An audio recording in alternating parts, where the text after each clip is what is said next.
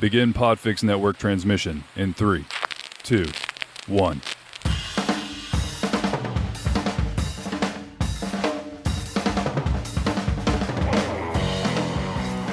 Hey everybody, this is former WWF Light Heavyweight Champion Gilbert, brother, and you're listening to the Greetings Guild Podcast.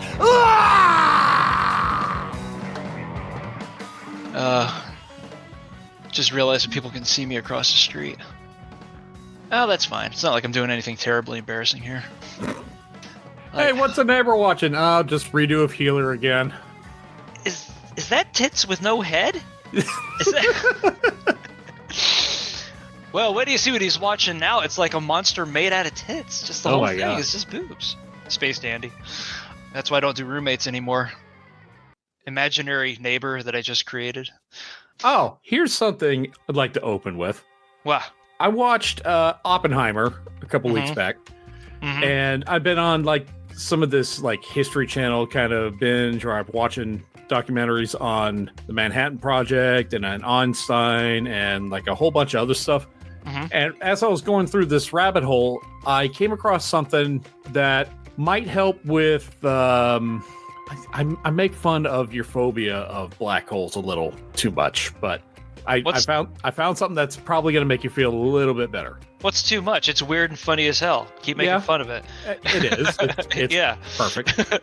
Everyone assumes that black holes are like this giant vacuum where they're just sucking things in left and right, But I was seeing this thing by Neil deGrasse Tyson where he said, last time I checked, E equals MC squared. So something is only going to create the amount of gravitational force based on its mass. And black holes may not be massive in size, but they're massive in density, which, you know, they're just, if Jupiter was bigger, it would have a bigger gravitational force. So that's black holes have the equivalent amount of gravitational force. They don't just go around like slurking shit up like they're a prostitute on OBT.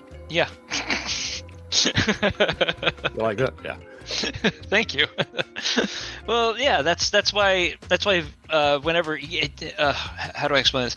Whenever you see people try to visualize, and I don't mean like in movies and stuff, but I used to have one of the Time Life books that would talk about like a cosmic physical phenomenon and things like that.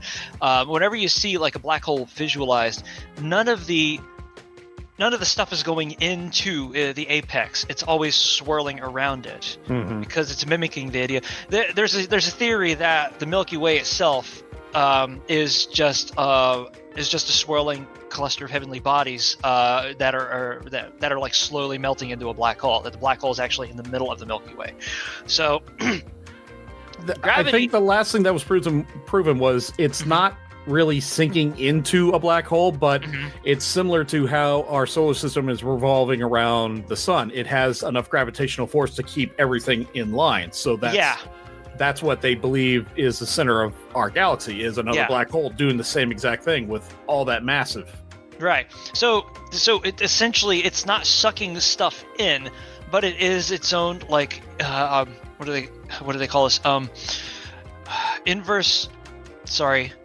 Centrifugal force. No, it's an inverse transference of mass. That's the phrase I was trying to look for.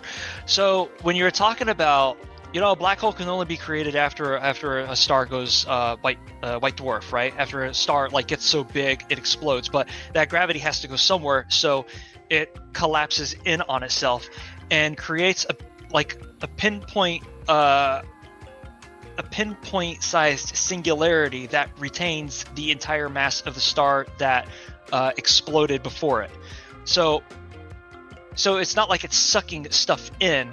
It's just that gravity well is still retains its previous size, but there's no matter left to subscribe to it. So it pulls in or begins to take in whatever matter begins to find orbit close to it, or find purchase close to it. Now, I'm trying to say this because, you know, having such an obsessive fear of black holes, I read a lot about them, but I'm also fucking stupid. So those two things. So those two things aren't really compatible with each other when it comes to explaining this, but you get the idea, right? It's not like a black hole is just like this perfectly round fucking Hoover of destruction that like completes it, you know, like fucking the corpse of John Candy starts barging into a Burger King during the zombie apocalypse. It's just basically super super potent gravity without the matter to without the resistive matter there, you know, like we're used to, you know, living on Earth and stuff. Thank you for coming to my fucking TED Talk. Now pull your pants up and get out. Podcast. What's that? You're gonna get a pair of guys. They're not exactly Rhodes scholars. They're more like Rhodes drinkers. We're not Rhodes scholars. We're Valencia Community College scholars, and that's the best you're gonna get out of it. Aside from the dude that made the Wizard of Speed and Time, which is we're the smartest guys on our block, and it's a very large block. I'm pretty sure I'm not the smartest guy on this block, or any block for that matter. No, I'm pretty sure that like even when I was living in Wymore Grove, I wasn't the smartest guy on the block. I was, however, one of the most unarrested dudes on that block, so I'll take that. Yeah. So that's how it opens. We talk about black holes again. But what you were watching something. I'm sorry, it was completely derailed. It started with Oppenheimer. Mm-hmm. All right. Which I kind of enjoyed, and I remember somebody was asking me, "So, how would you describe it as boring?" I'm like, I mean, I wouldn't burp, but I mean, I could see how some people would see it's boring, but at the same time, if you have like a quasi fascination with the subject, then yeah, you'll be hooked in because it's really good. Did they ever talk about Buckminster Fuller in the movie? Who was he? Because maybe. That sounds like a big no. He was a theoretical physicist who didn't actually have anything to do with the Manhattan Project, but he was also a military-industrial consultant on a lot of things because his ideas were so fucking wild.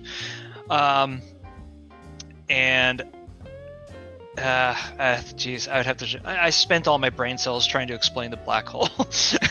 You're spent. But he makes for really good reading material, and I highly suggest you look up the Wikipedia article on him, as well as find any books you can about him. He's fucking nuts. But he was like 1920s nuts, so he dressed real well. There was a ton of characters in this movie. What was his name again? Buckminster Fuller. Buckminster Fuller, because they pretty much went into kind of a quasi detail of like everybody who was involved with the Manhattan Project and like the Pentagon people behind it and and some of these like political senators or whatever that tried to derail him later in life. I'm not seeing any of the actors with that listing, so okay, probably not. Damn. Yeah. Honestly, if you're gonna have that kind of a character in your movie, then the movie might as well be about that character. You know what I thought was kind of ballsy was what was it, the Current War? Did you ever see that? No. It was advertised as like the conflict between Thomas Edison and Nikola Tesla. And Nicholas Tesla is played by Nicholas Hoult. He was in Fury Road and X-Men and a bunch of stuff. But Tesla was like a supporting character in that, and he had like a total runtime of maybe 10 minutes. The entire movie was actually about Edison versus Westinghouse, and it was relentlessly fucking fascinating. So like after I saw that, I went down the rabbit hole and like what that patent war was about. And the movie was a little bit, I mean, this might be personal bias speaking, but the movie like bent over backwards to make Edison look like not an asshole because history kind of reflects differently. Yeah. But they didn't really try to make anyone. As a matter of fact, Nikola Tesla himself kind of like came off the worst of it because he had a thing for buying fancy clothes, I guess, back in the day, and they really honed in on that.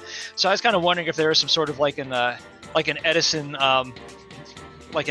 Moms Society that was like behind the funding of this film, but it was otherwise really pretty cool. I have seen a couple of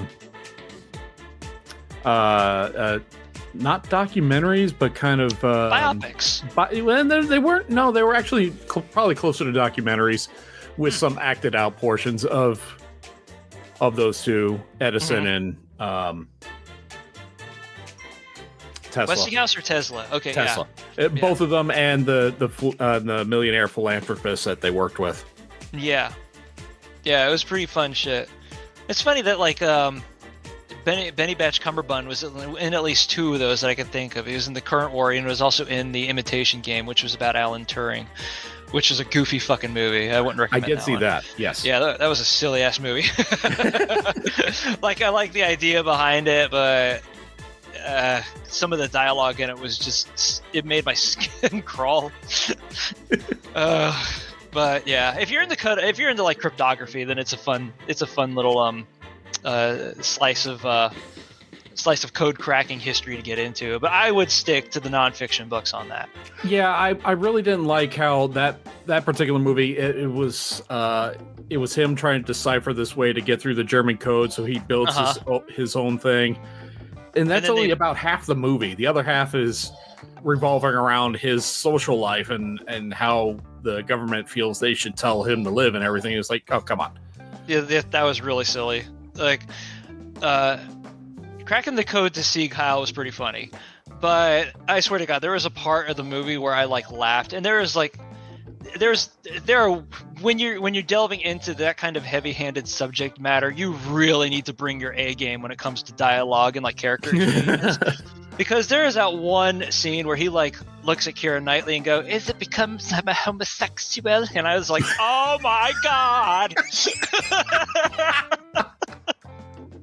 Did you just say that?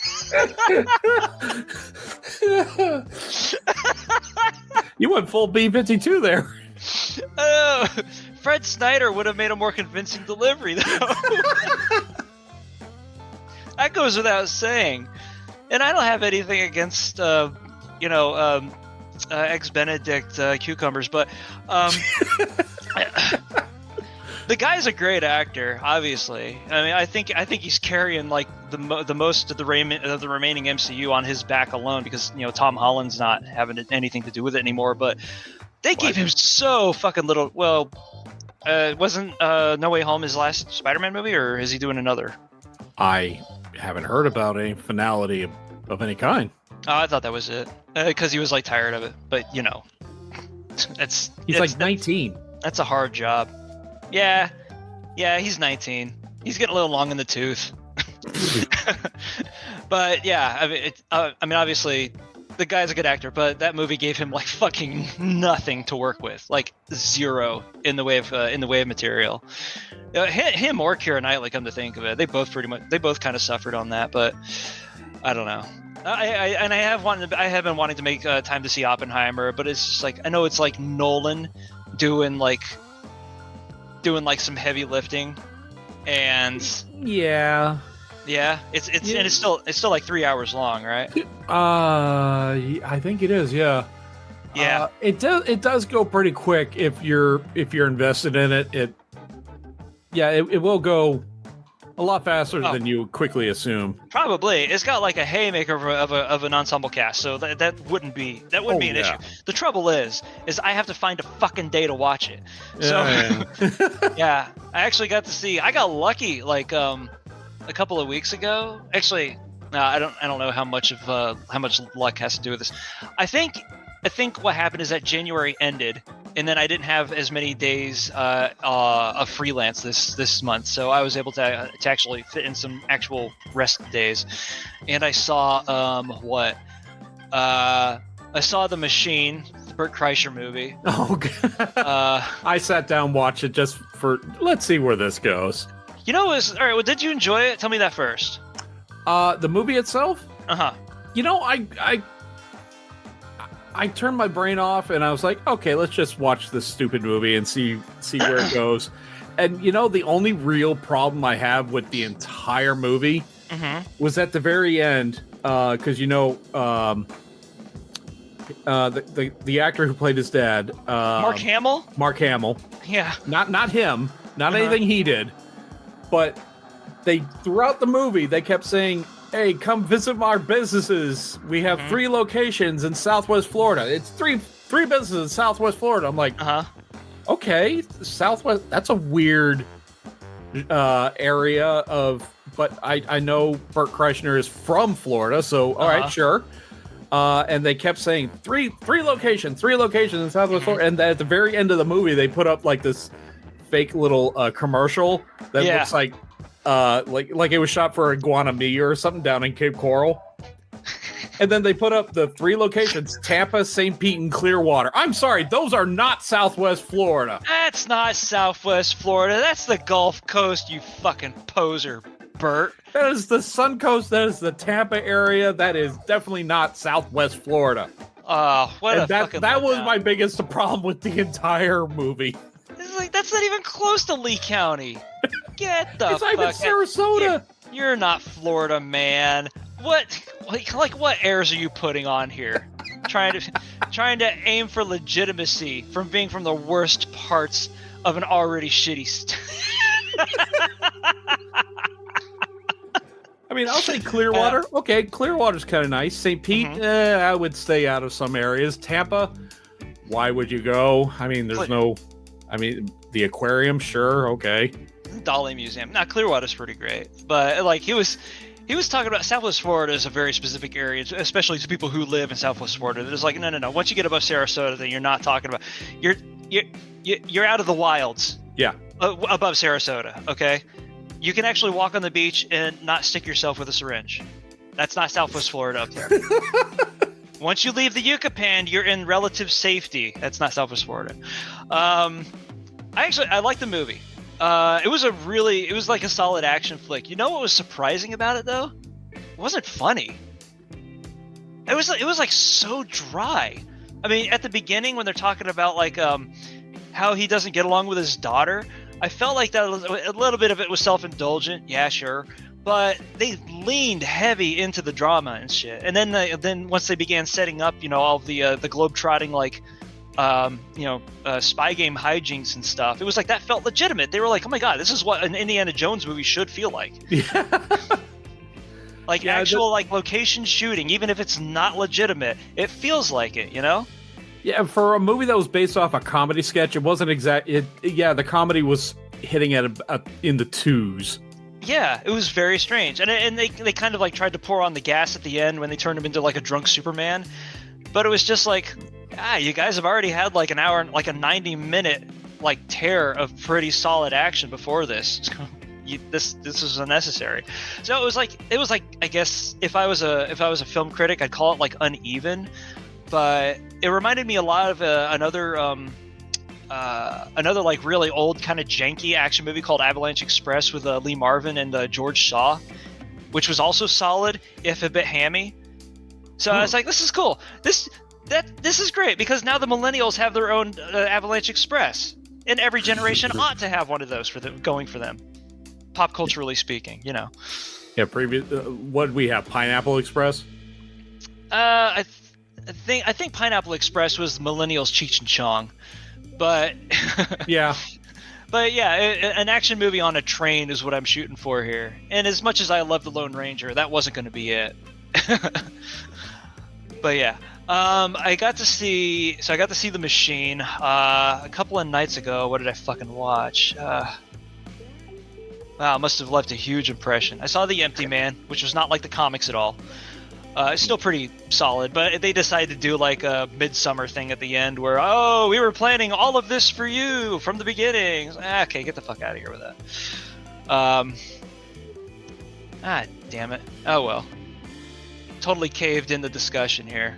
But yeah, like no, it's like I don't get a whole lot of time to watch movies nowadays, much less play video games, read, and do all the other shit that I used to do. But it's just like, well, at least I'm not sweating out bills now.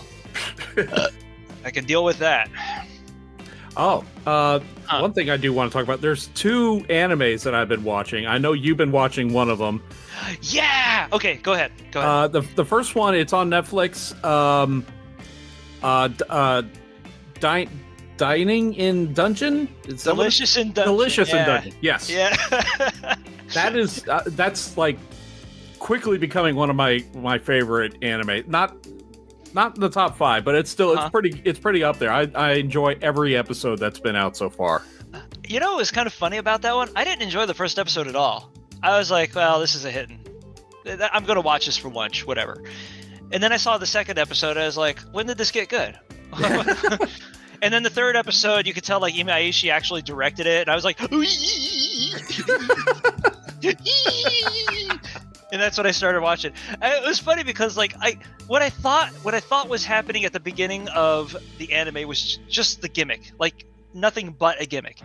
And it was this. It was your typical like food porn anime, right? Where something happens and then somebody has to like make a dinner like right after that thing happens, and then they show like in painstaking detail the thing that they just made with like a little label beneath it, like we can't tell. So they were like that, but we're gonna make it disgusting. That's what Delicious in Dungeon is. It was a clever idea, but I think that like when I saw the first episode, I was like, I'll read the manga. I'm not really missing anything here, or I'm not really getting. Is there a manga?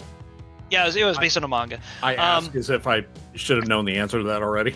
Oh, sometimes they are. Sometimes they are original animations. That's how rare is that? It's very rare. Yeah, I would imagine. Usually, like, anime has this unwritten rule where if they're going to put food out, it has to be the best looking thing in the show by leaps and bounds. Like, there's a particular studio in Japan that does only food, and they have to be the very best. I mean, these are the Mozarts of food animation. Yeah, I mean, anime food has that quality about it that makes you believe that like you could just bite into the cell that they painted the food onto, and it still tastes like what it looks like. But wasn't it? Was it Studio Ghibli that created that, or not created, but established that trope?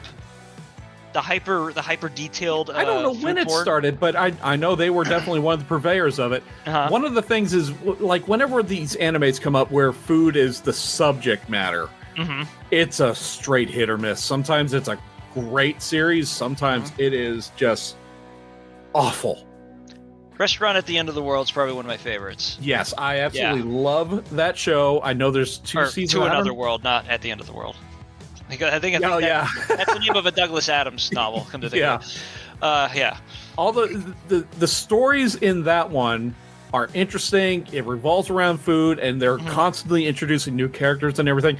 But then you have shows like Food Wars, where it's god awful. Where one kid he's like this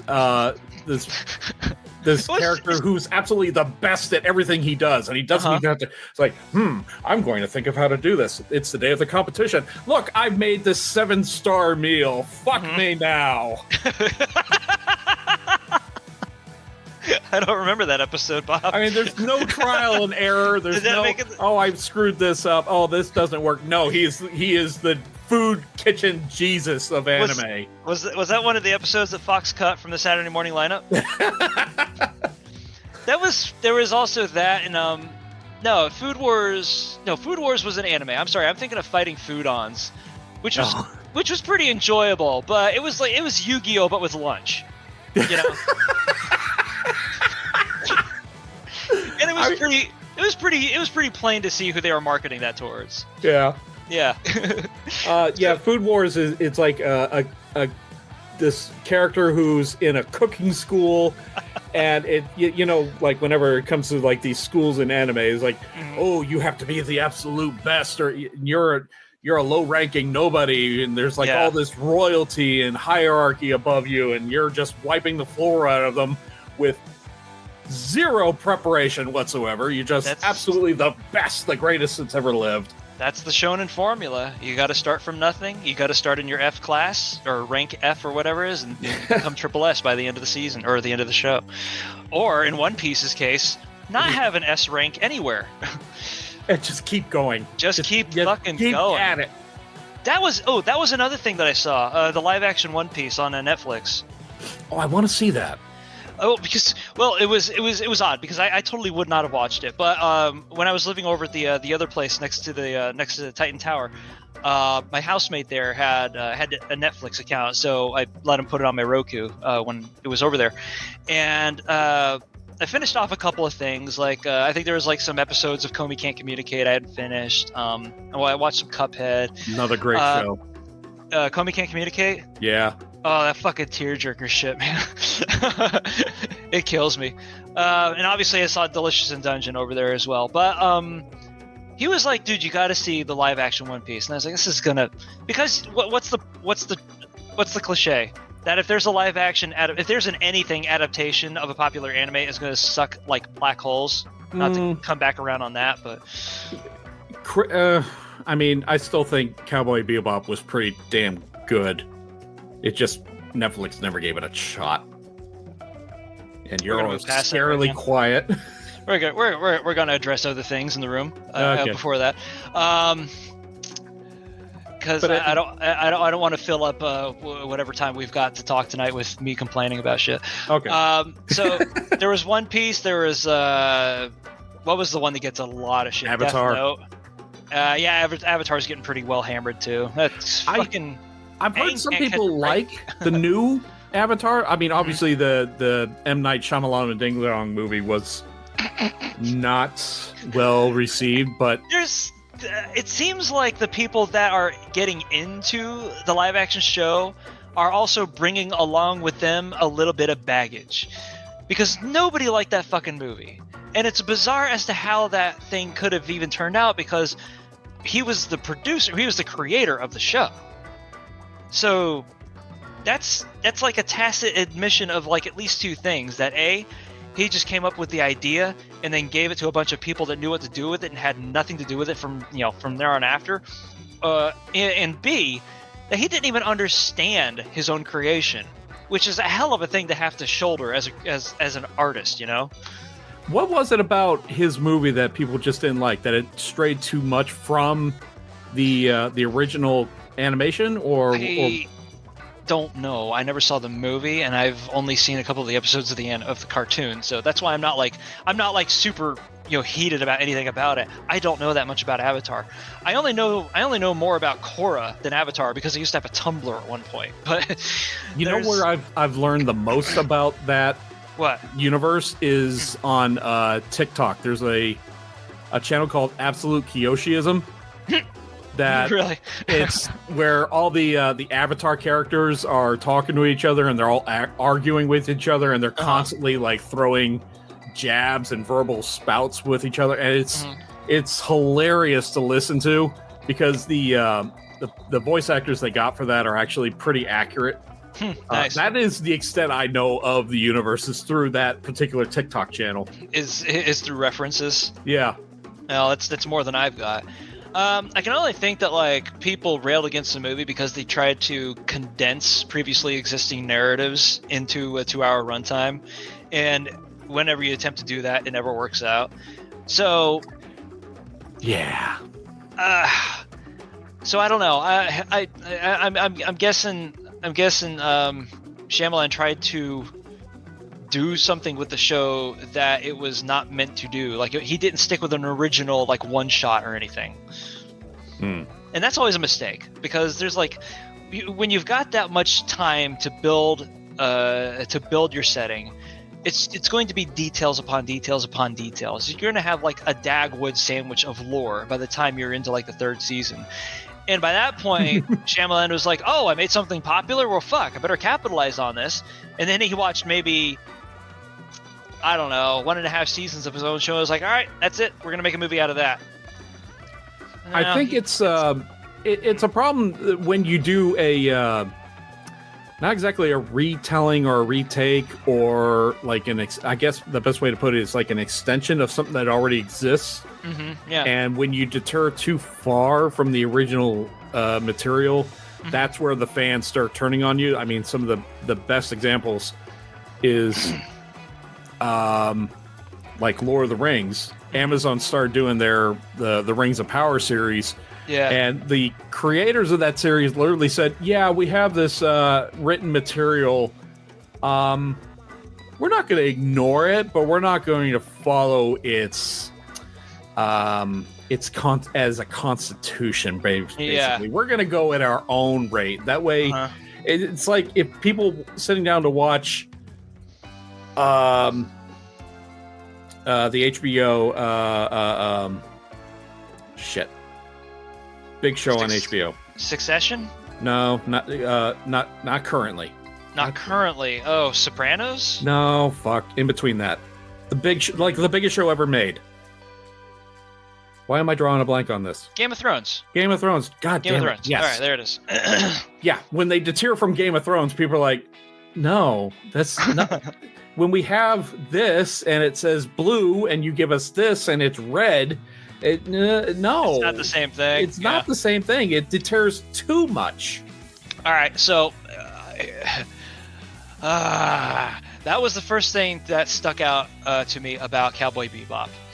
So what I think happens with projects like this is that somebody has an idea.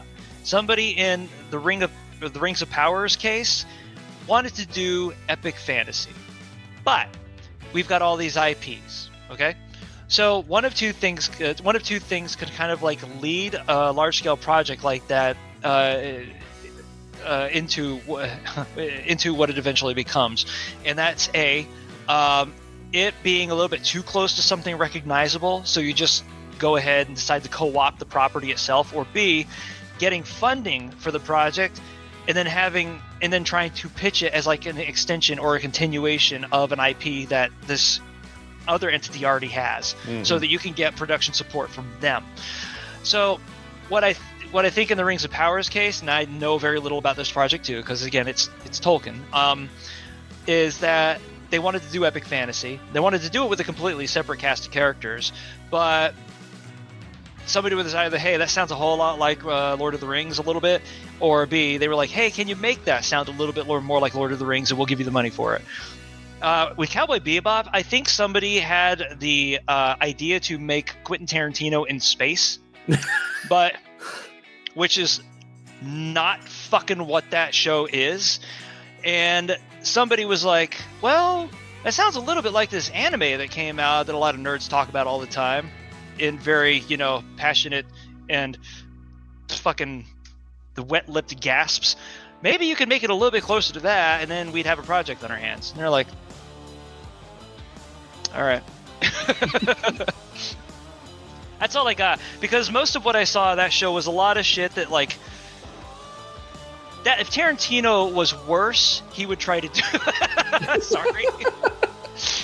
Sorry. I'm also like, I have a very touch and go relationship with Tarantino too. That was one of the other movies I saw, by the way. Once Upon a Time in Hollywood. I haven't seen that yet. Yeah, that was good. That was probably the best thing he's ever done, because it's like unmistakably Tarantino. But unlike most of his other movies, and yes, I'm roping Kill Bill into this, he found some sort of like emotional restraint when it came to his trademark self-indulgent violent fantasies and shit. For one thing, there's only like 2 really violent scenes, and at the end, of course, it's like just an explosion of violence, but it's all purposeful, which is fucking crazy to see in a Tarantino movie. But a lot of it was like character building. So much of it was character building that, as a matter of fact, you could have condensed the entire plot line into the last 20 minutes of the movie, which is its one failing. But the dialogue was good. The 2 leads were amazing.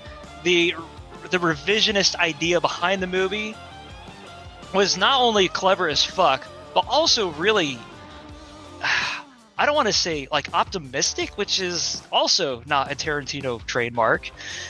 It was like the dude just like grew up in the 3 years that it took for him to write the screenplay for this, and it was just like, fuck, man. Imagine if the rest of your movies were this damn good. Now, I don't hate his movies, but like whenever I do like them, it's usually because it's like some sort of it's indulging me in some way. Like Pulp Fiction's really obvious. It's got dark humor. It's really twisted and shit. Jackie Brown's an obvious one too, because it's all like the Bronze Age of network television. But this one was something fucking else, and I couldn't even tell that it was like as long as it was.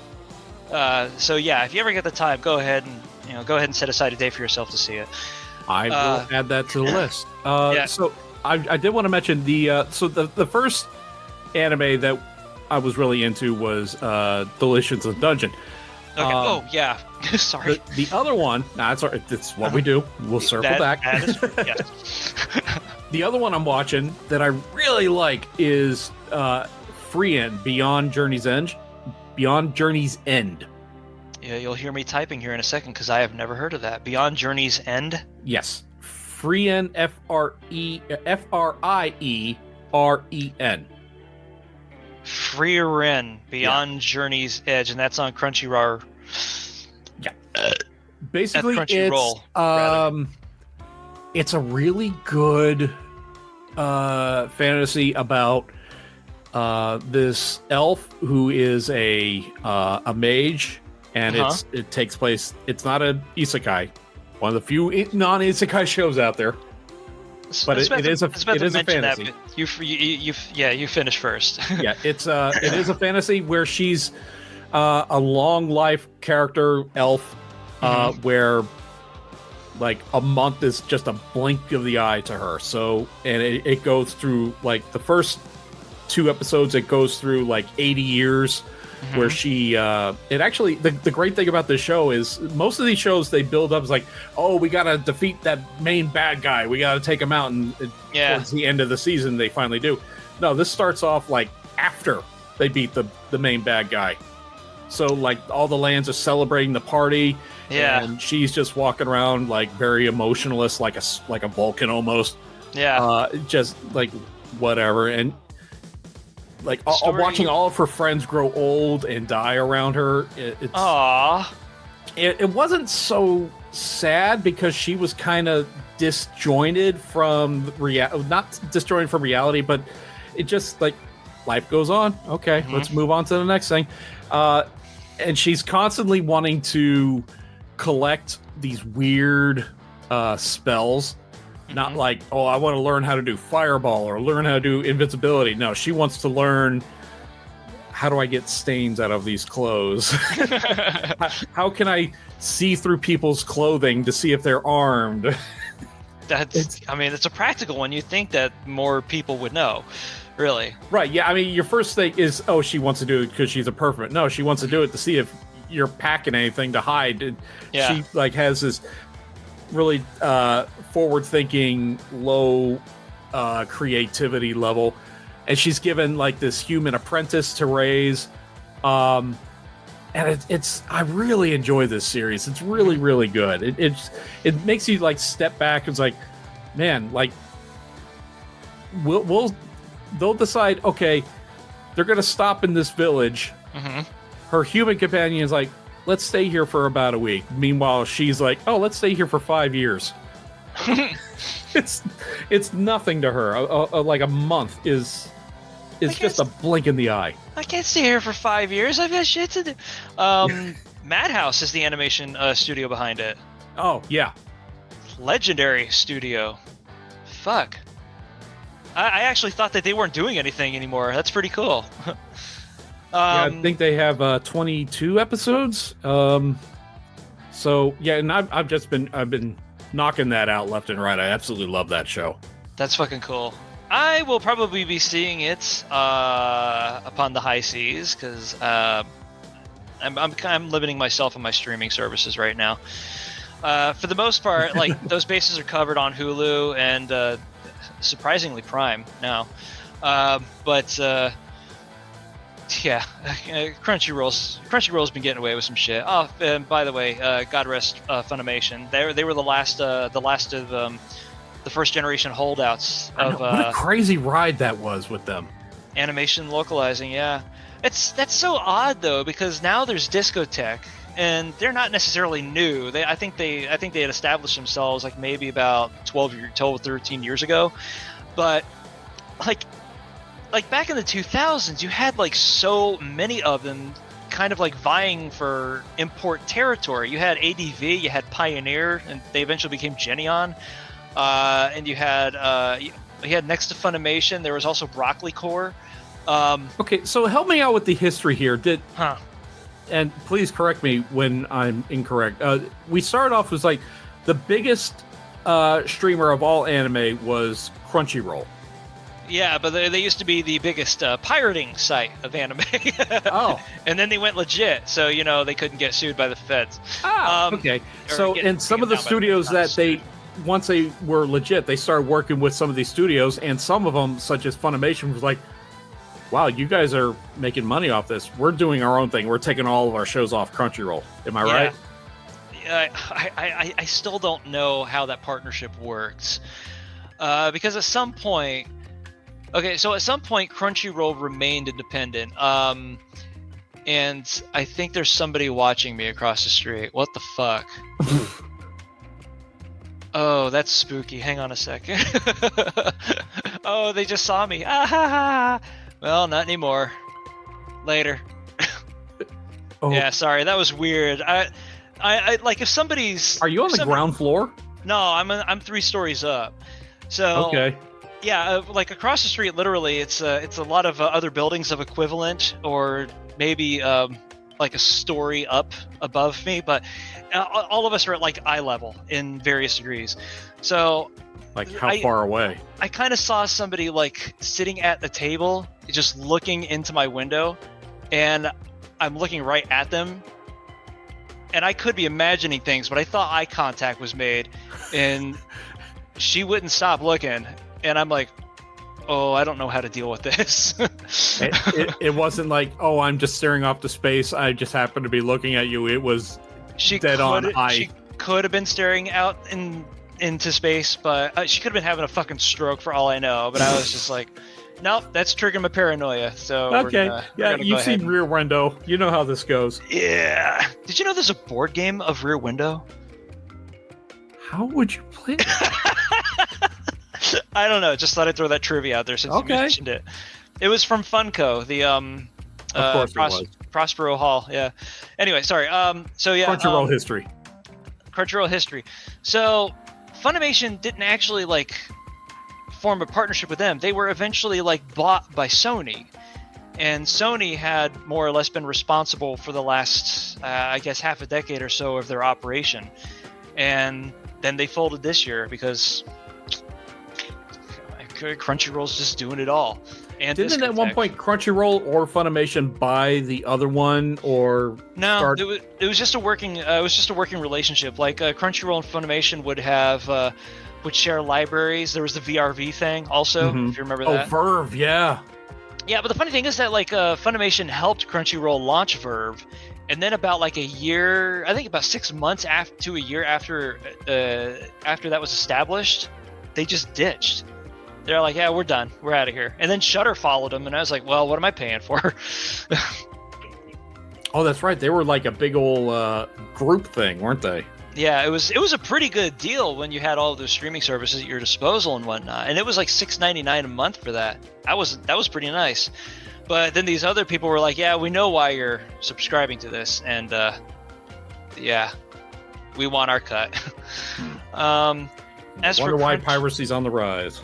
Yeah. Well, because it's convenient, the dubs don't suck, and Crunchyroll is an American... Oh, no, Sony owns Crunchyroll now. I think I've heard that. Crunchyroll was first founded in 2006 and was eventually a for-profit video upload and streaming site that specialized in hosting East Asian content. They were pirates! Just say it! God! Some of the content hosted on Crunchyroll included versions of East Asian shows that had been subtitled by fans. Crunchyroll secured capital investment of $4.5 million from the venture capital firm Venrock. The investment drew criticism from anime distributors and licensors Bandai Entertainment and Funimation as the site continued to allow users to upload unlicensed copies of copyrighted titles. Oh, I didn't know about that. They were a venture capital supported piracy site for a little bit. That's cute. Let me see. Now, I want to know how Funimation fits into this. Because they're obviously not the victors. Funimation is, current tense, weird, is an American subscription video on demand over-the-top streaming service launched in 2016. Okay, alright, hold up. So Crunchyroll LLC in history. In the early 1990s, Japanese-born businessman Gen Fukunaga, I probably mispronounced that horribly. You did. We're going way, way into the past for this one. Funimation signed a deal. We don't have to go before the towers fell. Yeah. Well, this is a little bit after the towers fell. See, that's why it's like so fucking murky to me. Company was founded. Okay. Yeah, that's where it goes back to Texas. I see. The one thing I wanted to know about Funimation itself was what role it played in developing the Texas-based like localization industry, because ADV and Pioneer were also based out of Texas, and they shared a lot of the same talent pool. And who was the other the ones that like localized Lupin for a long time before Pioneer got a hold of them? It wasn't manga. Oh, I can't even remember. Yeah, I don't remember. Damn. Well, the reason I'm making that distinction is because the Lupin, the voice cast that does the dubs for Lupin now, as we know them, were originally the Pioneer people. But after Pioneer shuttered, this other company got a hold of it, and that was the dub group that was led by Sonny Strait, who provided the voice of Lupin. So it was like both pretty great casts. But like the Pioneer one is like fucking unkillable, because they not only like let them they not only had like crazy talent, but they also let them kind of like play fast and loose with the dialogue in the show. And that was at a time where people just kind of like wanted to get a laugh out of each other instead of be, fucking prickly. And it worked. It like really fucking worked. Honestly, if it wasn't for the Gineon dub of the Red Jacket series, I probably wouldn't have gotten into the character to begin with. But that was an interesting time. But there's way more history here than I was actually counting on. I thought it was just going to be like, yeah, a couple of nerds got together and started dubbing over Japanese cartoons instead of getting laid, and then they found out a way to make money with it. And it wasn't like Ghost Stories. The rest is history. Well, the Ghost Stories is like its own little legend, so I'm not going to get into that. Yeah. And what a legend. I was so thrilled when I turned on Amazon. It's like, oh, Ghost Stories. So, is this the original animation with the original dub, or what? Apparently, I didn't know the dub that we all know and love. That was the original dub. That was the only dub, yes. Yeah. So we're watching, I'm like, oh my God, what have I found? Gold. I don't care. Like, there's some sort of like a weird purist streak among anime watchers now that'll like fucking have to rail against that show. They hold that show up as an example of like localization reach going too far. And it's like, fuck you. Learn to laugh every once in a while. You still got the sub. The sub is still intact. Fucking just tuck it in a little bit and fucking smile, will you? Fuck. Get down. But yeah, by mentioning dub, I'm sure a lot of people are like rolling their eyes at me. It's like, you know what? I actually prefer to watch the anime. Even if the animation isn't that great, I'd rather watch it, and I'm able to take it in better when I can. And the other thing is a lot of times the jokes come off better when it's in English. There's a limit there. Like I'm probably like one of the sub only dudes that now, just because like I don't know, the dubbing community has gotten like fucking bizarre over the last decade. But I kind of like stick to the subs, and for the most part the subs do the job well enough. That, and I kind of like after the first time of hearing like an original audio track, I think that was for Space Dandy. Then I was kind of like, I don't know, for some reason I got hooked on it. It seemed to be a bit less. It seemed to put what I was hearing like much closer at arm's length somehow. It's tough to describe, and I don't want to try to describe it, because at some point I'm going to start sounding like a snob. But the thing about dubs is that like a lot of them nowadays seem like they're being done by people who want to get in the show business but don't really want to take this path to do it. Whereas back in the day, it was nerds. It was just dudes that really love anime that wanted to bring it to another audience and have fun while doing it. It was all material written in good faith. And nowadays it's just dudes like jacking off in front of each other. And it's like, I don't fucking care. But not to put too fine a point on it or anything, but there I think was a drop in quality of dubs ever since like the years of Cowboy Bebop and whatnot. Although, what was the one? Dagashi Kashi had a really good dub. I enjoyed the shit out of that one. That was really good. But you got a lot of classic dialogue out of the older ones, and well, even some of the more recent ones. I started watching this one show, Psyche K, on Netflix. I was watching it on the sub, and the way they were portraying some of the jokes. It's like the character would say something, or like one of the side characters would say something, and then the main character would step in and like contradict him under his breath. But it happened in such a flow that just doesn't work when you read it on text. So like, but what? I don't understand what they're trying to do. And so then I turned on the dub. I was like, oh, I get. Oh, that's a great joke. I love that. For some reason, it just doesn't click with me when I'm reading it. Well, that's if they transliterate it or did they adapt it for English speakers? Because a lot of times Japanese puns don't work for us, and that is when a localizer would do better to step in and try to make it more digestible for a domestic audience. But a lot of times nowadays they don't even put that much effort into it. Well, it was kind of like how in Konosuba, there was this running joke where the side character was like, Kasame, I am Kasame. all right. When you first saw that, did you watch it did you watch it in the original or did you watch it dubbed?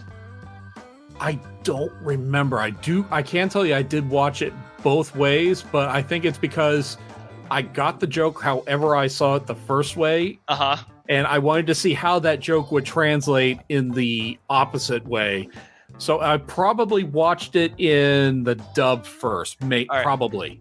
That was one of the shows that I think that was the show that got me to not like part-time dubs and subs. That was shows. It was like, oh, just do subs and see what happens, because the way the line was delivered was, like you said, Kazame, and in the original audio, before that character continues talking, you hear Kazame under his breath, "Hi, Kazame desu." and he does that every single fucking time. That was I believe a nuance that was lost a little bit within the dub, but that's like the least of dubbing's problems right now. Fucking how did we get onto the nerd grievance hour here? We were just talking about animes. Which one were you? It was a Psyche K. You were talking about which one before that? For what? Oh, we were talking about like Funimation and yeah. What eventually happened? Crunchyroll and all that. Yeah. So we were talking about ghost stories. This is how we got onto it, because people kind of like rail against that as if hating something that loudly makes them like, more of a weeb connoisseur of some sort. And it's fucking bullshit. But I was at work the other day, and somebody was talking about anime isn't something that people talk about a lot at a sports broadcasting network. So I would imagine. when you overhear it, you kind of like, you hop in, and somebody was like, oh my God. So they were talking about subs versus dubs, come to think of it. Shit. All right. So one of them mentioned Ghost Stories, and I'd be like, oh shit, here we go.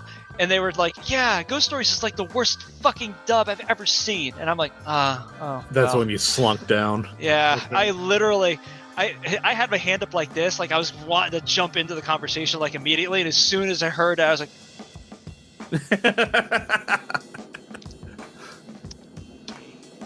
yeah, just slowly, like Chris Farley slowly bringing the hand back down, hoping no one saw it up to begin with. That's exactly how it happened. I was like, phew.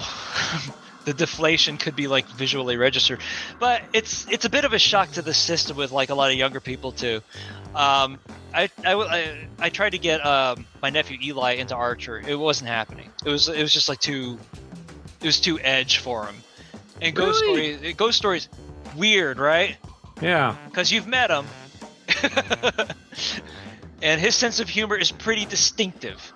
But yeah, he was just like, I can't get into this. This is too weird. And I was like, all right, well, And whenever you show the Ghost Stories dub is nothing but edge. A lot of it is admittedly empty edge, and some of it doesn't seg well into each other at all. But fuck it, we used to make the Batman dubs, so what are we gonna judge with? Yeah, exactly. That's why it was like our shit, because we were like, this is totally something we would have done if we had an anime we didn't know what to do with. If we were like in this business and we were about to close down and we had this like one property that was left for us to finish, and the subs are already complete, there's nothing else for us to do except lay down a dub track, fuck it, you know what, we're gonna do it. It's gonna be like an entire, like, what is the what is it, Hellsing Abridged on YouTube, or Dragon Ball Abridged? Yeah, we totally would have done the same fucking thing. Oh yeah, the abridged guys, the DBZ, or the what's their channel? It's 4-star Team 4-star, yeah. Team 4-star, yeah, all right. Yeah, the stuff they do, I think, is just freaking hilarious. I almost like levels of depression when I found out they can't do Dragon Ball anymore because it's just too big of a hassle. Their channels got literally taken down too many times because of it. Oh, that sucks. Yeah. Like, God, you guys do so... I mean, their voiceover work is really good. The writing is absolute. The Van Helsing abridged, I think, is freaking hilarious. Yeah, I still need to watch that. It's just the one time that I sat down to watch it over at your house. I was like, oh, this is actually like 2 hours long. Jesus. I'll get to it one day, promise. But well, it was because you hadn't seen the original yet. You wanted to knock that out. I was like, all right, that's fair. That's absolutely fair. Well, no, they actually dubbed Ultimate Hellsing, right? Not the first version of Hellsing. I didn't know. I don't know the difference. There's two. Yes. I didn't. So there was one seasonal anime based off of Hellsing. I believe it was like the first 8 volumes of it, and it ends with. Oh no! I forgot all the characters and places and shit. No. It ends with their rival organization attacking Hellsing headquarters, and then it has like one of those really open endings. It is ultimate, yeah. It's like it. You know how like an anime that doesn't like catch on with an audience kind of just abruptly ends and there's no resolution whatsoever. It was one of those, and up till that point, it was fucking solid. Like the soundtrack, the OST is like legendary. And the dub was pretty good too. But then somebody at like I want to say it was either like at Pioneer or it was somebody on this side of the ocean was like, hey, how about we give you this much money to take another shot at Hellsing? And somebody did it. So they kind of stuck a little bit closer to what actually happened in the manga, because by that point they had a bit more to build off of, like an actual resolution to the arc that they were making the first anime alongside. And I've heard that like from a bunch of people, it's pretty much better, but the music's totally different. So you don't have like that weird like gothic funk bluesy sound to it. It's like much more epic and bombastic and orchestral and things like that. But that was basically like an early example of like an anime redo on something. Sadly, I've never gotten around to seeing it, but and because I work all the time, I don't think I ever will. Oh yeah, I know that dance. What a fucking pisser!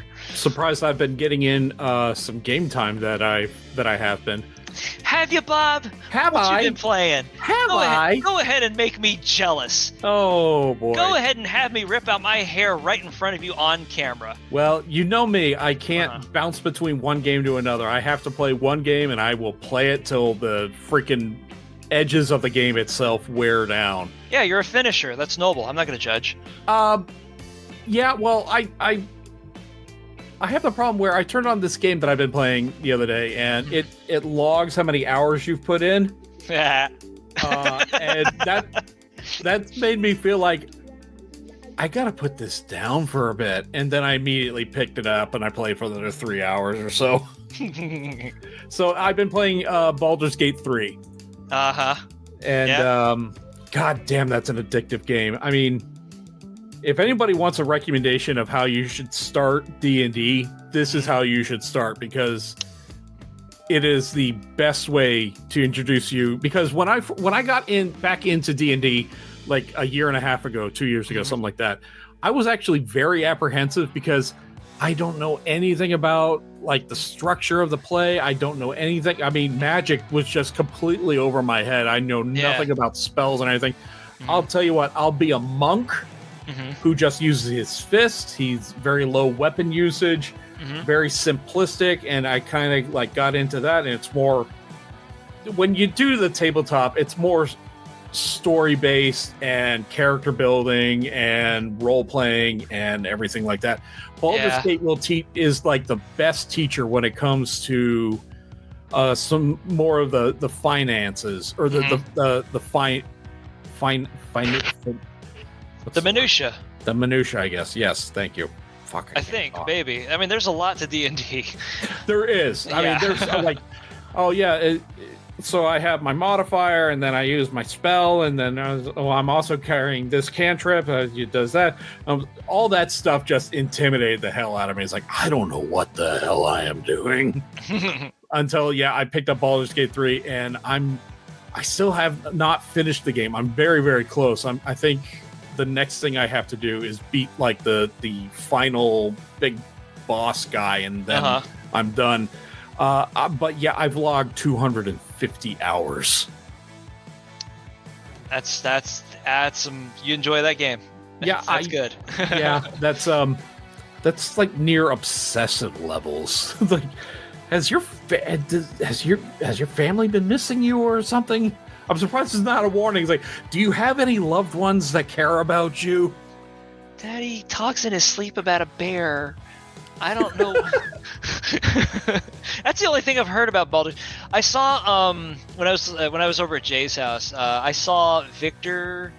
No, I saw him playing through like the first I think like hour and a half, where he's on like some sort of like a squid ship, and there's a lich there, and he's having to start up. He's having to like try to start up some machinery and whatnot, and I was like, man, this game is fucking dense. I'm probably never gonna lay a hand on this. So the fact that you've gotten like 300 hours into it is telling me that it's like, oh, he's only like a quarter through the game. That's no big deal. The part you're describing is like the very beginning of the game. Very, very beginning. Yeah. Yeah. I was like, it was funny too because you let Victor play it, and I'm like, you will let your kid play Fallout, but you'll let him. Okay. All right. There's some aspects of the game where if you turn left, it like can change the entire aspect of the game. Yeah. If you turn right, it's like, oh, you get these 3 characters as part of your party. Like, God damn it, I knew I should have turned right then. I missed out on a lot of. I definitely can pick this game back up and like play a completely different playthrough than the first time around. That's awesome because like natural runs within the digital game space are really difficult to come by. There's like a community dedicated to doing repeated runs in Witcher 3, and literally aside from the fact that you can't sleep with both Triss and Yennefer, well, you can, but you're not. That's difficult to explain. You can, but you can't at the same time. There's like the illusion of choice sort of thing. It is very much like an A to Z sort of an experience. So like, yeah, you can go ahead and like, I don't know, try to go over to like Fife Island first before finding what's her fucking face, the blonde witch or whatever. But it's still gonna like result in the same ending more or less. No, actually it's not, but the thing is that like there's a way to get everything that you want throughout the course of a single run. But Baldur's Gate 3 seems to be like, it doesn't punish you nor reward you specifically for wanting to there's no way to get everything within a single run. It's a lot like New Vegas like that. Yeah. When I first bought the game, my wife was she wasn't upset, but she was a little perturbed. Like, why are you spending money on this game when you haven't even picked up the Switch in the last year and a half? I'm like, well, first off, our son is constantly on it. So, and between the 3 of us, he's got the Switch more than anyone else. And so let him have his fun. I'm going to play this fantasy game in my office alone so nobody can bother me. And then when she looked over my shoulder a while back and I had like 175 hours in at that point, she's like, Jesus, you really got your money's worth out of this thing. Like, that's how the game should be. It should be, you get an hour of play for every dollar you spend, in my opinion. Mm-hmm. Well, that's your time per penny spent quotient. I mean, obviously the value you extract from that sort of an experience is going to be like deeply subjective, but the fact that how much was Baldur's Gate 3? That was about like that hit the 60 tier, right? I think I want to say 60, but I wouldn't be surprised if it was 70, because that's a lot of gameplay and there's a lot of stuff in that game. Yeah, I spent about that much on Tears of the Kingdom last year too, and it was like, yeah, I got all I needed out of this shit. But when I first played Half-Life 2, I got that in the orange box. It was $20. It's a bad example. What am I? Several presidents ago. Yeah, it was several presidents ago. I could lie and say that I got my money's worth out of Fallout 4, but I haven't played that yet. So I just bought it. I bought that shit for 80 fucking bucks, so I get like a plastic replica of a Pit-Boy. I haven't booted that fucking thing up once. You know what? It's all perspective. If you feel like you've gotten your money's out of it and all you got is a tchotchke, then hey, then there you go. Oh, I definitely got an $80 chunk of plastic out of the deal. But hey, whenever I like pull my head out of my ass and try to get into something like epic and new, then that'll be there waiting for me. I'm pretty sure I'll get as much out of it as I got out of Fallout 3, which I did pay a lot of money for, and Fallout New Vegas, which I got like 3 years after launch, so I only paid like $15 for it. Now I'm trying to think about like the last large-scale game that I got where I actually did drop a chunk of change that was kind of short-ish, and it's not coming to me. It's not coming to me because I guess people have been pricing themselves upwards pretty well. Yeah, unfortunately $70 is the new normal. $70 is the new normal now, but I'm trying to think about like the last time I felt not cheated, where I felt like the content of the game was not equivalent to their asking price, but I still walked away from the experience happy. Other than Spider-Man. Spider-Man plays pretty much like a $40 game. Man. I know it's... Dragon Quest Builders 2. That would probably be it. Yeah. For one thing, that's an open-ended game, though. So that might not even count. Boy, this conversation went nowhere quick, didn't it? Fuck. That was my biggest worry about... my biggest worry about Baldur's Gate 3 was he's like, I know it's the third game in the series. Do I have to play the first two? Nope. Oh, hell no. I wouldn't recommend doing that, as a matter of fact. Yeah. Like I thought I had to dig into Witcher 1 and 2 before picking up 3, and what actually made me decide to start playing 3 were the amount of people that were like, no, don't. Just don't. Like, almost gatekeeping you from playing the first two. Yeah, I was like, you will not want to play 3 if you play a second of the first 2 games. Wow. Yeah. Well, the first one didn't age really well. The second one people considered to be like a bridge between Old Witcher and Wild Hunt. And Wild Hunt is like, I hope I'm not like indulging in hyperbole with this, easily one of the best fucking open world games I've ever played. So there was a lot for both of those to live up to. That's also probably the biggest deterrent for me is when I'm playing a game is if I hit that mental wall. If I hit a point in the game where I frustratingly can't get past, I will put it down and not pick it back up for a while. Kingdom Hearts was like the best example of that. Oh, fucking Kingdom Hearts. Jesus God. I hit a wall. I'm like, I'm not enjoying this. I'm going to put you down. I will come back to you later. And that was several years ago. Well, I figured it out. I figured out how to play it. And so I totally get what you're saying, by the way. It's a steep game. I'm not saying it's necessarily hard, but there's like aspects of it that are impenetrable, and the AI is frustrating as shit. The worst thing about that game, I think, Did I actually beat Sephiroth? Yeah, I did get to the end. Okay. The worst thing about that was that, like, afterwards, I wanted to get into Kingdom Hearts 2 because I was already riding off of the high of the first game. And I was just like, well, there's going to be, like, more esoteric, and you have to get used to it. And I was like, if the story's good enough, then that will push me along. I'll be sufficiently motivated to get into the nuances of this new setup. That was not there. 100%. It was not.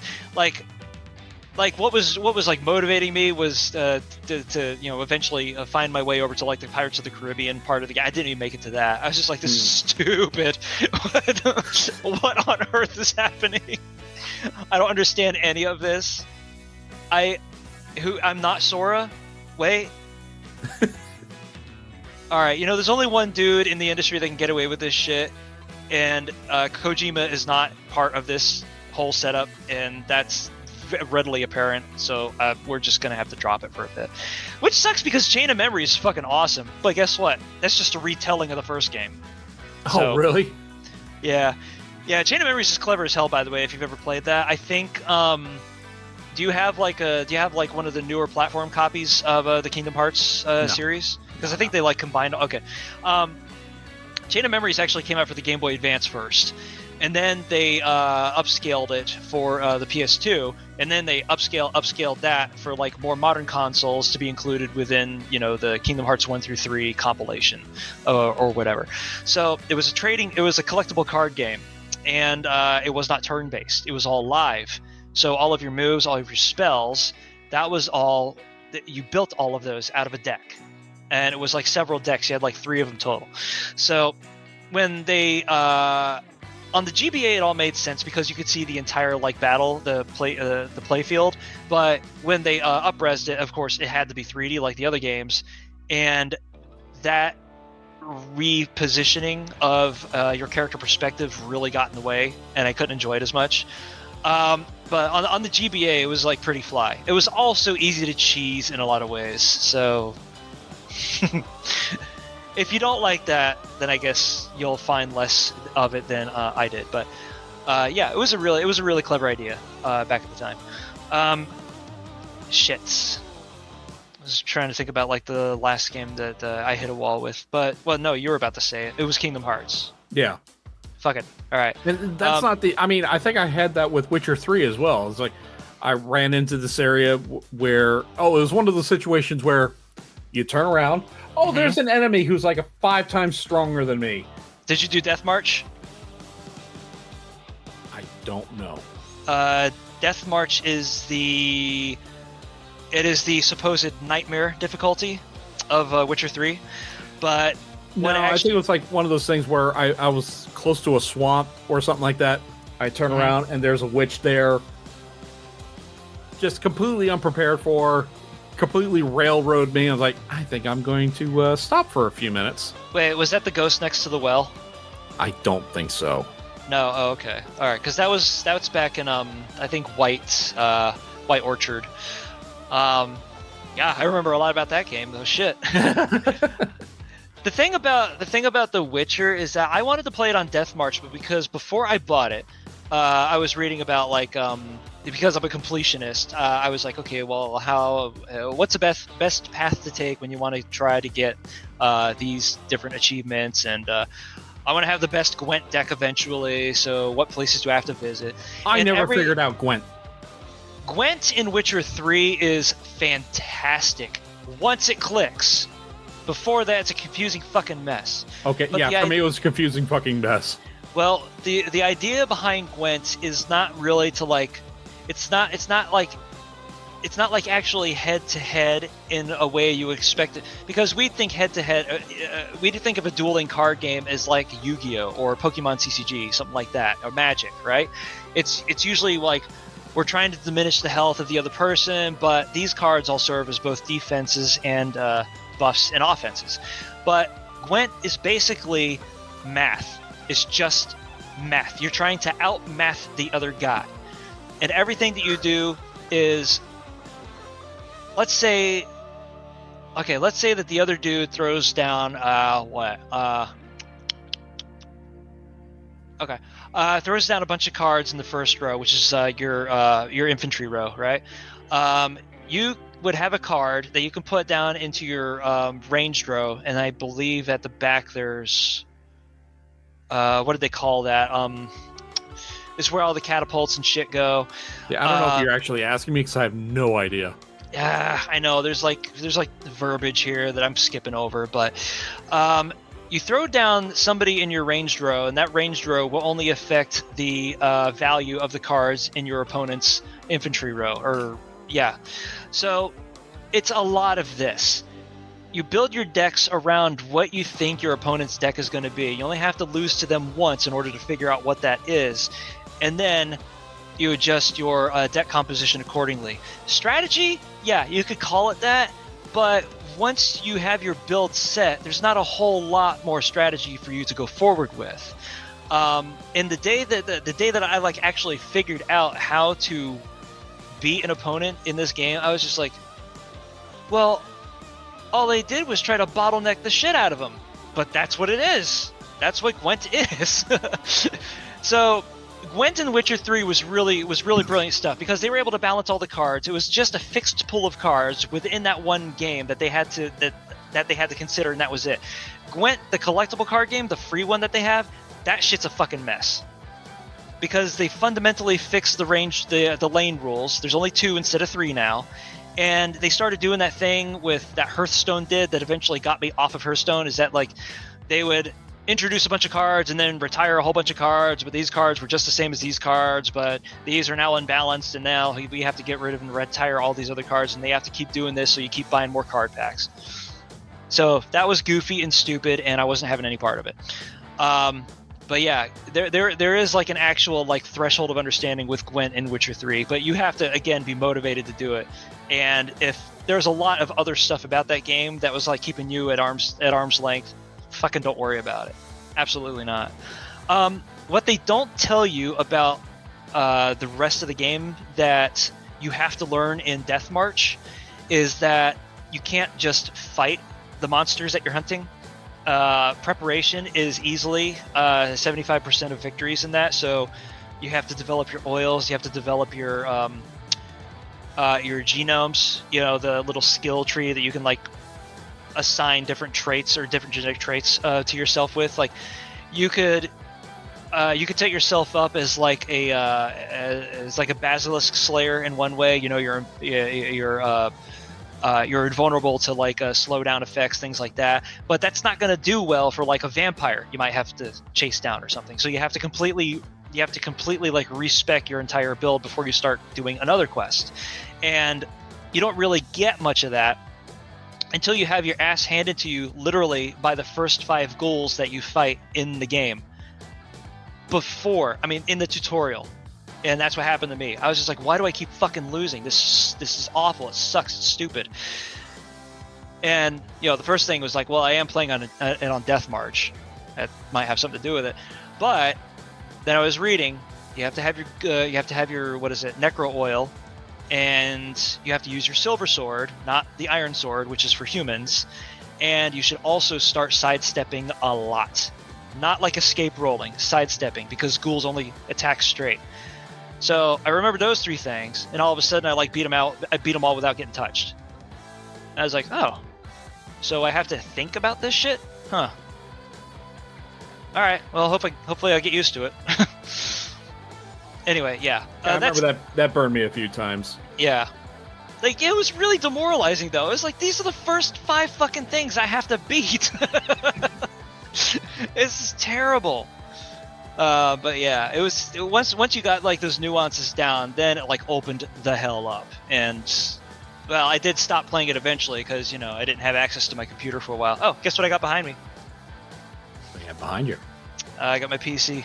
Yay! Yeah, I'm gonna start. Well, hopefully it still works, but I'm gonna start putting that together tomorrow. Hooray! I am shocked the one that you helped me build is still kicking.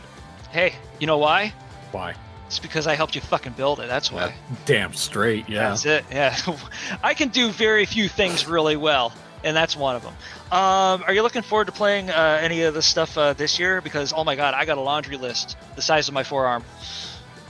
Let's talk about that next time. Next time? Oh, we hit because maybe I'll be done by Baldur's Gate 3 by then. No, because it takes us 2 months to put out an episode. Nah. Like how much? Okay, so when did you start playing it? I want to say short, like a week after our last episode, which was beginning of the year. Yeah. Oh, no shit. Okay, well, maybe. That sounds like you're doing some serious time on it. Well, I'm kind of ashamed. Well, yeah. So next time we'll what we need to do is like games we're looking forward to for this year, on top of the idea you had for this year's Nerd Playoff. Oh my god, yeah. Do you think it's still going to be relevant though? I mean, I'd love to do it because it's like March Madness, yeah. Because it's not only like a cool idea, but it's also like a little bit of like Cretan's Guild lore. Oh yeah. You know, because it's like shit from like the before times. The before in the dark days. The Southwest Florida arc, as it would be called. Well. All right. Anyway, all right. Well, let's get out of here. So you don't go to sleep too late. I don't know. Are you like doing daily gigs now, or is it? Oh no, I actually have a real shift. Aside for last Saturday where we had a 5 a.m. wake up call or a 5 a.m. showtime. Good Lord. Showtime? Showtime, yeah. When was your call time? That was the weird thing. Usually we need like 6 hours of prep time before the show starts. They only gave us 2, which is really unusual. Yeah, I'd say so. I guess they were thinking, it was like, oh, these guys probably, they can't handle being up that early. Like, bitch, I did local news for like 20 years where I'm up at 1, 2 o'clock in the morning. I can handle it. We did a national morning show for a little while.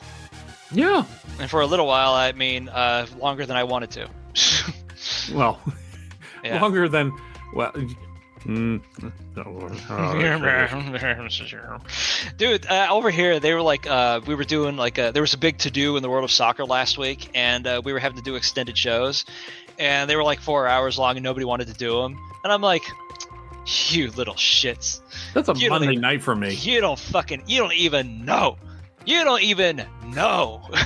what we had to do to earn our bread. Oh my god. Yeah, some of those days I'd come in and it's like, morning drive. 6 hours long. Oh, merch show. Okay. Whatever. Oh, yeah. Yeah. Because usually we would go for 2 hours and then it would repeat for like another 2 hours or something like that. Yeah, we just load up on Red Bull dark coffee Boilermakers before sitting down. Guess what? We're going to have to change batteries during the show. Okay, cool. Hey, Lauren, I need to reach into your dress so I can change your equipment. Oh, that was... never mind. She was a professional. She knew what I was. Nobody's talking smack about the LT. Fuck that shit. Holly, on the other hand... Different subject. Different thing altogether. She'll take the equipment off for you. That's my zone there. That's playing with fire. That's being fueled by poop. You just like before we sign off, I did want to point out real quick. You mentioned LT Lauren Thompson. There's a wrestling show called Wrestle Talk where they did like the greatest promos of all time. Did you do an interview for it? No. Oh, okay. No one asked me. Nobody asked me. But it would have been I would have absolutely loved to chime in. But everyone was thinking, oh, the pipe bomb, that's the greatest promo of all time. And there's like 3 panelists. One said pipe bomb, the other guy said pipe bomb. The third guy, he said Steiner Maths. It's the greatest promo of all time. I mean, you say Steiner Maths, people know it almost word for word. It represents a wrestler, it represents a promotion, it represents the memes itself. Steiner Maths was more memorable than anything else ever. Raised hand. Yeah. Can I teach right here? Teach.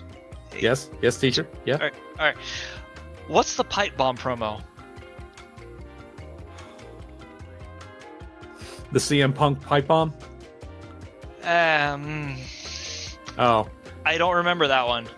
where he pretty much he hijacked Raw, sat down with a live mic, and he just aired all of his grievances. Okay. I saw that. Well, I saw that on the CM Punk documentary that the WWE made, but yeah. Why was it called the pipe bomb promo? Because he was delivering a pipe bomb of opinions. See, that just looked to me like he was bitching into a microphone. He was, yeah. A lot of people forget that when it comes to programming, 95 to 98% of everything you see on TV was supposed to be seen on TV. So everyone's like, oh, this must be real. Oh, why aren't they cutting his mic? Because it's a scripted thing. Because it's bullshit, yeah. Yeah, it's wrestling. I mean, people shoot on each other all the time on that show. So whatever. So now, Steiner Math, without a doubt, would be one of the greatest promos ever cut for at least two reasons. A, the amount of memorization that had to go into delivering that promo. B, the fact that it was Scott fucking Steiner that had to memorize those lines and deliver them and not fuck up once. Well, he's okay. Stumbled, but it was still a clean delivery. It was still a clean delivery, and he didn't choke. If he fat lipped a couple of lines, fucking so be it. He still hopped right back onto that track and rode that thing into the canyon at the end. Back to the Future 3 style. And C, even if it was him ad-libbing it all, that's more impressive, honestly. Yeah. I wouldn't go that far, but at the same time, I remember I asked Lauren about that one day as we were just bullshitting, shooting the shit, and I asked her, it's what was that like, that particular segment? And she's like, honestly, I was kind of scared of Scott, so I just let him do his thing. He said the guy doesn't have an off switch. That's him all the time. I can absolutely believe it. But she had absolutely no idea that particular promo, even several years ago, was one of the most memorable promos of all time, and she was completely clueless. I pulled up Twitter. I was like, "Look at this, Steiner Maths." She had no idea the impact that she was involved in. Steiner Math has fucking T-shirts from people that had nothing to do with TNA. Yeah, that's how it hit naturally, virally, mimetic. Quantum Zenith. There's no fucking question that CM Punk bitching into a microphone for 5 minutes was going to be able to eclipse that. I don't even remember half of the stuff that he was talking about. I guess he called out Triple H or something. Oh, he called up everybody under the sun. John Laurinaitis, Vince McMahon, Triple H. Yeah, who fucking cares? It was just another wrestler's bitch fetch. I mean, it might have been more ad-libbed than the usual shoot promo, but it was still just a shoot promo. And great, CM Punk's awesome and stuff, but whatever. Steiner Math, though? There are people that talk about Steiner Math at the place that I fucking work. That, a couple of them might watch wrestling, and one of them at least worked there. But, there's people there that are, 20 years old who only know, soccer, and will still fucking bag on Steiner Math every once in a while. I can't actually come up with any other promos that maybe a couple of Macho Man classics like Cream of the Crop and whatnot, but yep, that one and Dusty Rhodes' My Big Fat Hiney, from back in the day. Personal favorite that I've never actually seen for myself, and I should look it up on YouTube one day, is I only know about this because Jay used to reference it all the time. Is when Al Snow was supposed to fight Road Dogg, and he grabs the mic and says, "D-O-G-G, you made B-O-B do the J-O-B at the PPV," or something like that. And that's pretty much it. Yeah. But yeah, maybe a couple of bombs from the Rock and Sock Connection were pretty good. But other than that, I mean, Kane Dewey, that's up there. Kane Dewey's up there. Oh no! I'm kind of hopscotching over one in order to hype up Steiner Math. Your mom's a nasty bastard. Or you're a nasty bastard and your mama said so. Your mama said so. Okay, that's at least That top was 5. less of a promo and more of a skit. Yeah, it was very. Yeah, I know it was like super skitty at around that time, but like, yeah, that's still up there though. But Yeah. But fucking Steiner Math. That's fantastic. Did the other 2 assholes come around or what?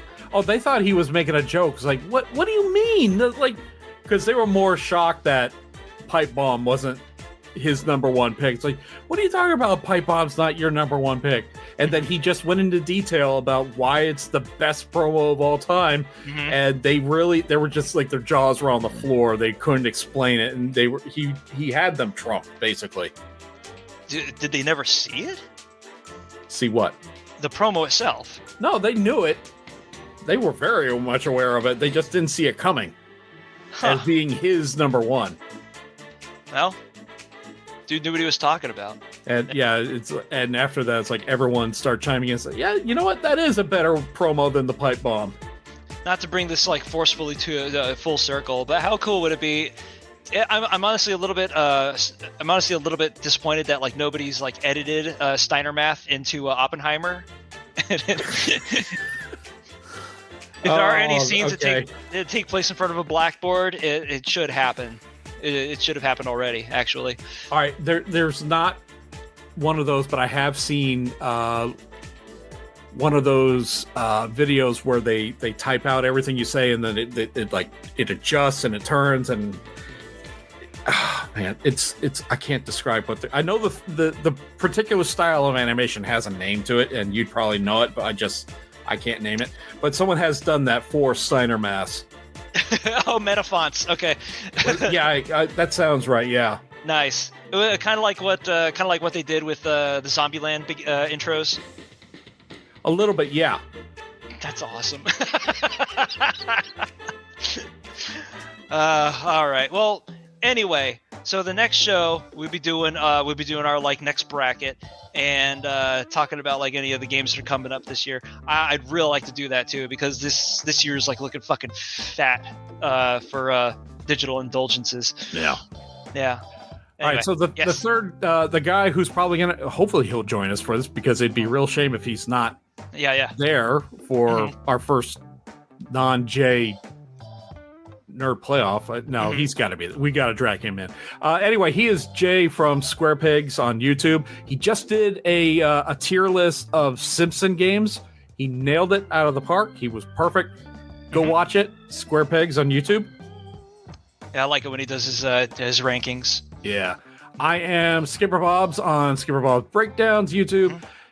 We are going to point out that there is a link tree to all of our socials and other media you can find on the description. Join our Discord and continue the discussion. Yep.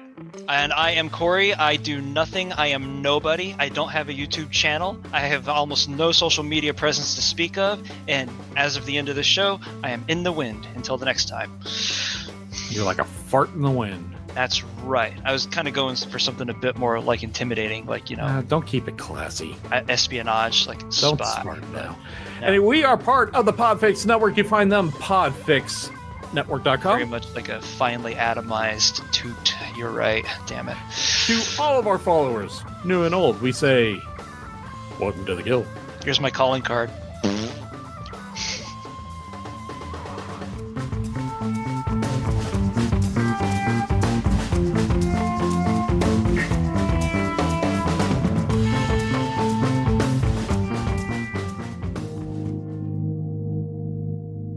This was a podcast of the PODFIX Network. You can check out more shows like it at podfixnetwork.com. Not all dogs and cats.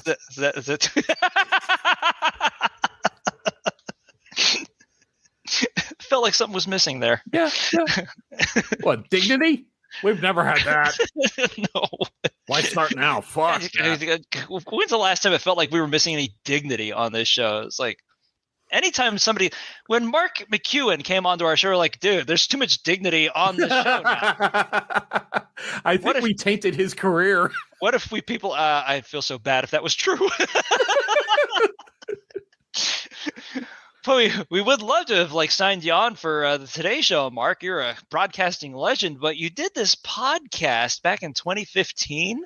Yeah, it's like a black mark on your career there, buddy. The Creighton skill. Don't you know that's a derogatory term for people that suffer from hydrocephalus? Oh Christ, that's gonna haunt me forever, isn't it? He looks ruefully into his makeup mirror. Goes, Creighton's. Now he wouldn't do that. He's awesome. Yes, he is very cool. Although it is very curious as to why we haven't seen him doing anything recently. I hope we had nothing to do with that. I hope he's enjoying life as he should be. Yeah, I hope it's a natural retirement and nothing that was forced upon him.